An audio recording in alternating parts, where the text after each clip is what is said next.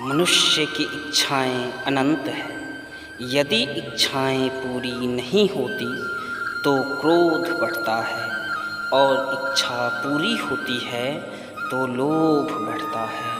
इसलिए जीवन की हर स्थिति में धैर्य बनाए रखें तथा इच्छाएं सीमित रखें। एक बार की बात है, एक गांव में एक बड़ा सा बाजार था।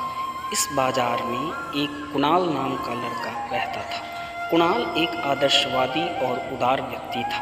वह छोटे से व्यापार का काम करता था और जीवन में खुशियाँ और संतोष ढूंढता था। कुणाल के व्यापार में काफ़ी सफलता मिल रही थी, लेकिन जैसे जैसे उसका व्यापार बढ़ता गया, उसकी इच्छाएं भी बढ़ती गई। उसे और ज़्यादा पैसे कमाने की इच्छा होने लगी। जिधर भी देखता वह नए विचारों से भरा हुआ रहता।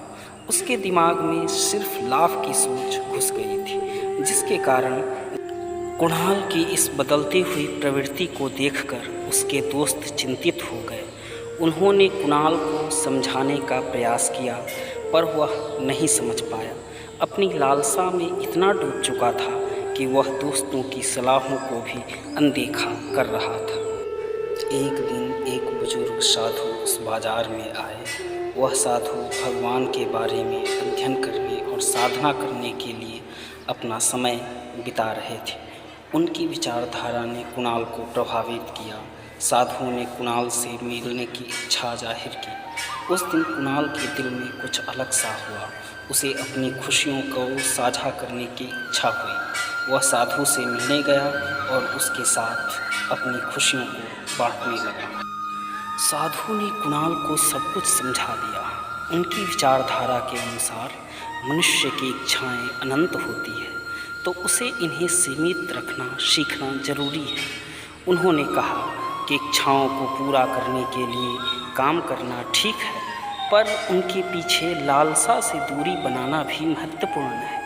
कुणाल ने साधु की बातों को मनन किया और अपने व्यापार में एक नया दृष्टिकोण धारण किया। वह फिर से उदार और संतुष्ट व्यक्ति बन गया।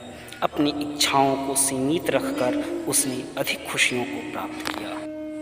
अतः इस कहानी से हमें यह सीख मिलती है कि जीवन में चाहे जितनी भी इच्छाएं हों, हमें धैर्य रखना आवश्यक है।